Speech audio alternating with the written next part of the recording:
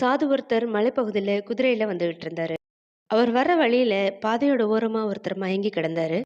அவன பார்த்த சாது குதிரையில இருந்து இறங்குனாரு. அவன அசைச்சு பார்த்தாரு. அவன் அசையவே இல்ல. அவன் அசையாம இருக்கிறதுனால பயந்து போன சாது, கொண்டுட்டு வந்திருந்த குடுவையில இருந்து கொஞ்சம் தண்ணி எடுத்து அவனோட முகத்துல தெளிச்சாரு. கொஞ்சம் தண்ணீர அவரோட வாய்க்குள்ளேயும் ஊத்துனாரு. கொஞ்ச நேரத்துக்கு அப்புறம் அந்த மயங்கி கிடந்த நபர் மயக்கம் தெளிஞ்சு கண் விழிச்சு பார்த்தாரு. அந்த சாது கண் விழிச்ச அந்த நபர மெல்ல மெல்ல தாங்கி பிடிச்சு அவரோட குதிரை மேல ஏத்துனாரு. குதிரை மேல உட்கார்ந்த மறுகணமே அந்த ஆள் அந்த குதிரையோட கடிவாளத்த உழுக்குனான். இப்போ குதிரை தடதடன்னு வேகமா ஓட ஆரம்பிச்சிடுச்சு. சாதுவுக்கு என்ன பண்றதுன்னே தெரியல. திகைச்சு போய் நின்னாரு.